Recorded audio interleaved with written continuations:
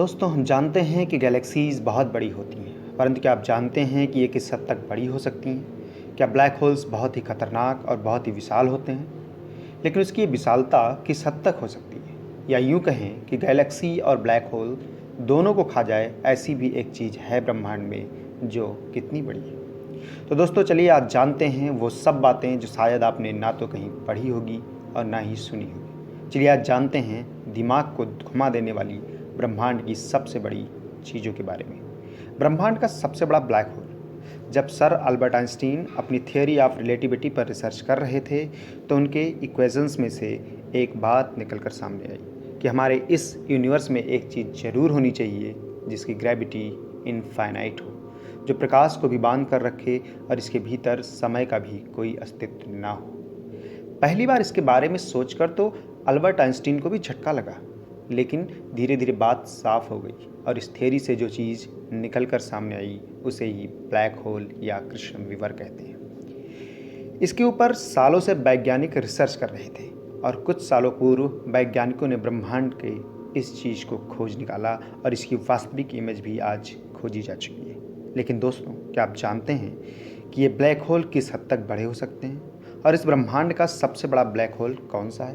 तो चलिए जानते हैं। दोस्तों जब सूरज से 1.4 गुना या उससे अधिक मास वाला कोई तारा अपने श्वार्ज़चाइल्ड रेडियस के आकार से भी छोटा हो जाए तब वो ब्लैक होल बनता है। श्वार्ज़चाइल्ड रेडियस किसी भी वस्तु की एक कंप्रेस सीमा है, यानी कि किसी भी ठोस वस्तु के पार्टिकल्स आपस में जुड़े हुए नहीं होते, लेकिन उनके बीच में 90% स्पेस होता है और इस स्पेस को हटाकर किसी भी वस्तु के सारे पार्टिकल्स को एक साथ जोड़ दिया जाए या उसे कंप्रेस कर दिया जाए तो वह हो जाता है उसका श्वार्ज़चाइल्ड रेडियस। जैसे कि हमारी पृथ्वी का श्वार्ज़चाइल्ड रेडियस 1 इंच है, अर्थात हमारी पृथ्वी उसके ऊपर की सभी चीज़ और सभी जीव को 1 इंच तक छोटा किया जा सकता है, 1 इंच तक कंप्रेस किया जा सकता है। अगर हम हमारे सूरज की बात करें तो 1.3 मिलियन किलोमीटर डायमीटर वाले सूरज को अगर कंप्रेस किया जाए तो हमारे सूरज का श्वार्ज़चाइल्ड रेडियस बन जाएगा सिर्फ 3 किलोमीटर। दोस्तों अगर हम हमारे ब्रह्मांड के सबसे छोटे ब्लैक होल XTE J165500 की बात करें तो उसका श्वार्ज़चाइल्ड रेडियस है महज 12 किलोमीटर। लेकिन इतने छोटे से ब्लैक होल का मास भी 10 सूर्यों के बराबर है। चलिए दोस्तों अब हम बात करते हैं हमारी मिल्की वे के सेंटर में उपस्थित ब्लैक होल सैजिटेरियस ए की।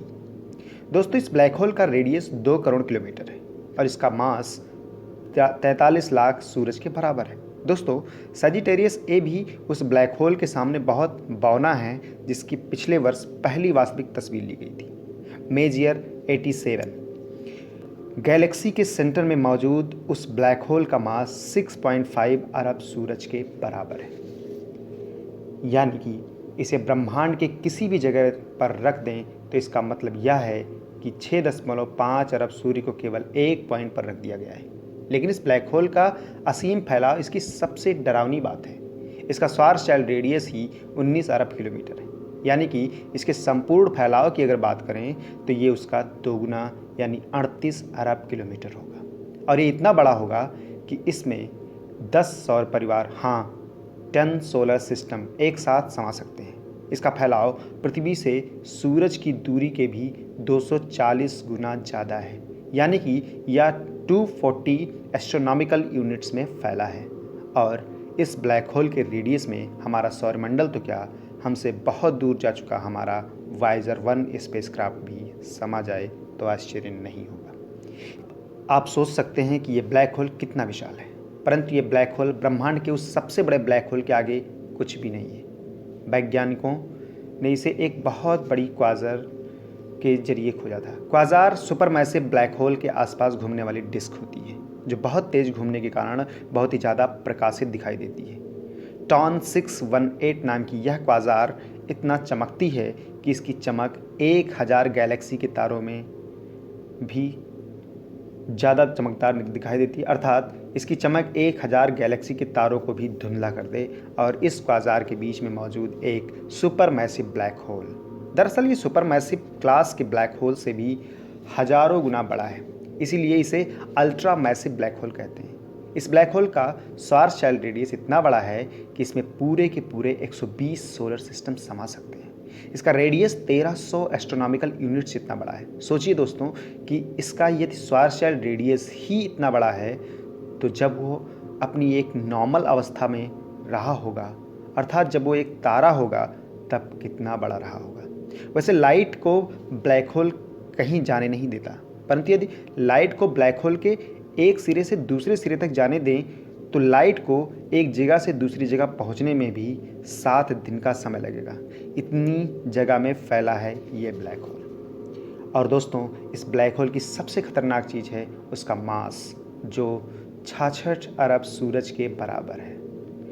इतना बड़ा है ये ब्लैक होल कि इसके सामने दैत्याकार भी छोटा लगता है।